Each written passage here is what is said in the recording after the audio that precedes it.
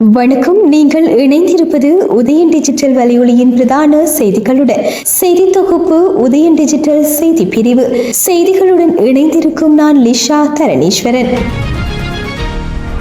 இலங்கை தமிழரசு கட்சியின் மூத்த தலைவரும் நாடாளுமன்ற முன்னாள் உறுப்பினருமான மாவை சேனாதிராஜா தனது 83வது வயதில் நேற்றைய தினம் காலமானார். குளியல் அறையில் கால் தடுக்கி கீழே விழுந்ததால் தலையில் உள்ள நரம்பொன்று பாதிக்கப்பட்ட நிலையில் யாழ்ப்பாணம் போதனா மருத்துவமனையில் சேர்க்கப்பட்டு சிகிச்சை பெற்று வந்த நிலையில் சிகிச்சை பலனின்றி நேற்றிரவு காலமானார். இவரின் மறைவுக்கு அரசியல்வாதிகள், பிரமுகர்கள் என பலரும் இரங்கல் தெரிவித்து வருகின்றனர். சேனாதிராஜாவின் பூதவுடல் அரசடி வீதி மாவட்டபுரம் தெல்லிப்பளையில் உள்ள அவரது இல்லத்தில் அஞ்சலிக்காக வைக்கப்பட்டுள்ளது. சேனாதிராஜாவின் உடலை அவரது குடும்பத்தினரின் அனுமதியுடன் நாடாளுமன்ற உறுப்பினர் ஸ்ரீதரன் பொறுப்பேற்றுள்ளதோடு எதிர்வரும் ஞாயிற்றுக்கிழமை பிற்பகல் 3 மணிக்கு அவரது இறுதிக் கிரியைகள் நடைபெறும் எனவும் அறிவிக்கப்பட்டுள்ளது.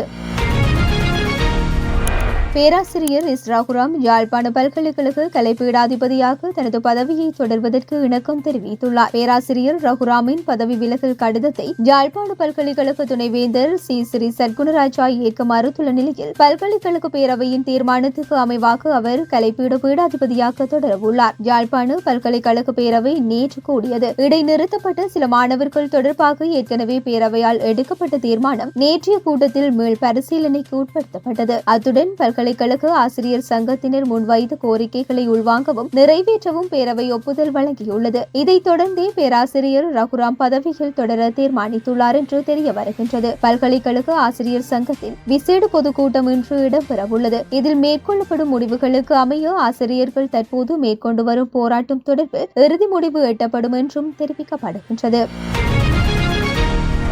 நாடாளுமன்ற உறுப்பினர் மருத்துவர் ராமநாதன் அர்ஜுனா அனுராதபுரம் போலீசாரால் நேற்று மாலை கைது செய்யப்பட்டு அன்றைய தினம் இரவே பிணையில் விடுவிக்கப்பட்டுள்ளார். அனுராதபுரம் நீதிவான் நீதிமன்றம் அவரை தலா 2 லட்சம் ரூபாய் மதிப்புள்ள 2 சரீர பிணைகளில் விடுவிக்க முடிவு செய்துள்ளதாகவும் அதன்படி இந்த வழக்கு பிப்ரவரி 3 மீண்டும் விசாரணைக்கு எடுத்துக் கொள்ள உள்ளதாகவும் தெரிவிக்கப்படுகின்றது. கடந்த வாரம் அனுராதபுர போலீஸ் பிரிவுக்கு உட்பட்ட பகுதியில் போக்குவரத்து விதிமுறைகளை மீறியமை, கடமையில் இருந்து போலீசாரின் கடமைக்கு இடையூறு விளைவித்தமை உள்ளிட்ட குற்றச்சாட்டுகள் நாடாளுமன்ற உறுப்பினர் அர்ஜுனா மீது சுமத்தப்பட்டிருந்தமை குறிப்பிடத்தக்கது.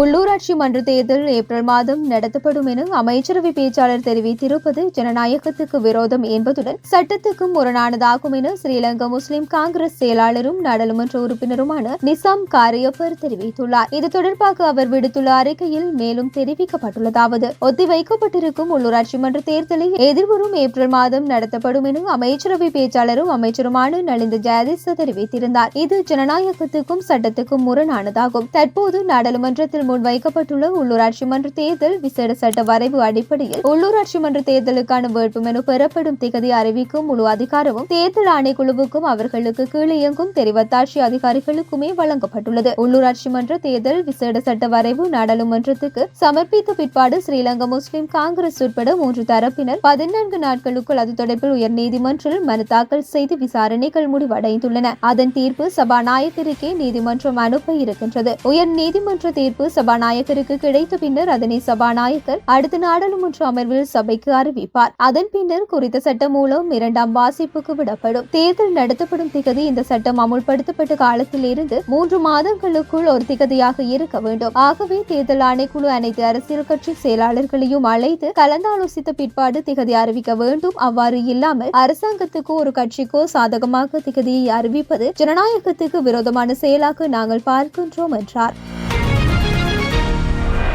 சென்னை ECR வீதியில் முட்டுக்காடு பகுதி அருகே நள்ளிரவு வேளை திமுக கொடி கட்டிய காரில் பயணித்த சில இளைஞர்கள் குறித்த வீதியூடாக சென்ற பெண்கள் பயணித்த காரொன்றை துரத்தி செல்லும் வீடியோ ஒன்று இணையத்தில் வெளியாகி பெரும் பரபரப்பை ஏற்படுத்தியிருந்தது. குறித்த சம்பவம் தொடர்பில் கருத்து தெரிவித்த தமிழக பாஜக தலைவர் அண்ணாமலை தமிழகத்தில் பெண்களுக்கு பாதுகாப்பு இல்லை என குற்றம் சாட்டியுள்ளார். நேற்று இடம்பெற்ற ஊடகவியலாளர் சந்திப்பின் போதே அவர் இவ்வாறு தெரிவித்துள்ளார். இது குறித்து அவர் மேலும் தெரிவிக்கையில் ECR பகுதியில் நடந்த இச்சம்பவம் நெஞ்சை பதற வைக்கின்றது. தேமுக கட்சி கொடி கட்டிய காரில் சென்ற இளைஞர்கள் பெண்ணிடம் மோசமாக நடந்துள்ளனர். இச்செயலை பார்க்கும்போது தமிழகத்தில் பெண்களுக்கு பாதுகாப்பு என்பது கேள்விக்குறியாகவே உள்ளது. இந்தியாவுக்கு முழு சுதந்திரம் கிடைத்துள்ளது. ஆனால் தமிழ்நாட்டுக்கு முழு சுதந்திரம் இன்னும் கிடைக்கவில்லை. இரவு பகல் என இந்த நேரத்திலும் பெண்களுக்கு பாதுகாப்பில்லை. எனவே மாநில அரசு போலீசாரை ரோந்து நடவடிக்கையில் ஈடுபடுத்த வேண்டும். கையாளாகாத திமுக அரசு பெண்களுக்கு எதிரான குற்றங்களை தடுப்பதற்கு ஒரு துரும்பை கூட கிள்ளி போடவில்லை. இவ்வாறு அண்ணாமலை விமர்சித்துள்ளார். இந்த நிலையில் குறித்த வீடியோவின் உண்மை தன்மை குறித்தும் இளம் பெண்களை காரில் துரத்தியது யார் என்பது குறித்தும் போலீசார் விசாரணைகளை முன்னெடுத்து வருகின்றனர். அமெரிக்கன் ஏர்லைன்ஸ் விமானம் வாஷிங்டன் டிசியின் ரொனால்ட் ரீகன் தேசிய விமான நிலையத்தை நெருங்கும் போது நடுவானில் ஹெலிகாப்டருடன் மோதி விபத்துக்குள்ளாகியுள்ளது. இந்த விபத்து குறித்து விசாரணை நடைபெற்று வருவதாக மத்திய விமான போக்குவரத்து நிர்வாகம் தெரிவித்துள்ளது. அந்நாட்டு நேரப்படி நேற்றிரவு 9 மணியளவில் ஓடுபாதையை நெருங்கிக் கொண்டிருந்த போது 78 பேர் வரை அமரக்கூடிய விமானம் ஹெலிகாப்டருடன் மோதி விபத்துக்குள்ளானதாக விமான போக்குவரத்து நிர்வாகம் தெரிவித்துள்ளது. மோதலின் போது விமானத்தில் எத்தனை பேர் இருந்தனர் என்பது தெளிவாக தெரியவில்லை. இதேவேளை அமெரிக்கன் ஏர்லைன்ஸ் 5342 விமானம் கன்சாஸின் விசிட்டாவில் இருந்து வந்ததாகவும் கூறப்படுகின்றது. மோதலை அடுத்து விமானம் ரீகன் தேசிய விமான நிலையத்திற்கு அருகே ஒரு சிறிய ஏரியில் விழுந்ததாக வாஷிங்டன் டிசியில் அவசர கால பதிலை கையாளும் பிரிவினர் கூறியுள்ளதுடன் மீட்பு பணியாளர்களால் தற்சமயம் மீட்பு பணிகள் முன்னெடுக்கப்பட்டு வருகின்றன. ஆஸ்திரேலிய கிரிக்கெட் நட்சத்திரமான ஸ்டீவ் ஸ்மித் சர்வதேச டெஸ்ட் கிரிக்கெட் அரங்கில் 10,000 ஓட்டங்களை எட்டிய 15வது வீரர் என்ற சாதனையை படைத்துள்ளார். காலையில் தற்சமயம் நடைபெறும் இலங்கை அணியுடனான டெஸ்ட் போட்டியின் போது அவர் இந்த மைல்கல்லை எட்டியுள்ளார். 35 வயதான அவர் இந்த மாத தொடக்கத்தில் சிட்னியில் இந்தியாவுக்கு எதிரான தனது சொந்த டெஸ்டில் 5 இலக்கங்கள் கொண்ட மைல்கல்லை தவறவிட்டதால் 9,999 ஓட்டங்களுடன் இருந்ததுடன் நேற்று ஆரம்பமான இலங்கையுடனான 2 போட்டிகள் கொண்ட டெஸ்ட் தொடரின் முதல் போட்டியில் டிராவிஸ் ஹெட் மற்றும் மார்னஸ் லாபுஷாக்னி ஆகியோர் ஆட்டமிழந்த பிறகு கிரீஸுக்கு வந்த ஸ்மித் அவர்தான் எதிர்கொண்ட முதல் பந்தில் சிங்கிள் ஓட்டத்தை எடுத்து டெஸ்ட் அரங்கில் 10,000 ஓட்டங்களை எட்டியுள்ளார். ஆலன் போர்டர், ஸ்டீவ் வா மற்றும் ரிக்கி பாண்டிங் ஆகியோருக்கு பின்னர் இந்த சாதனையை எட்டிய 4வது ஆஸ்திரேலிய வீரராக தன்னை பதிவு செய்துள்ளார். இத்துடன் உதயன் டிஜிட்டல் வலையொலியின் பிரதான செய்திகள் நிறைவடைகின்றன. தொடர்ந்தும் செய்திகளை உடனுக்குடன் அறிந்து கொள்ள எமது உதயன் டிஜிட்டல் வலையொலி பக்கத்துடன் இணைந்திருங்கள். வணக்கம்.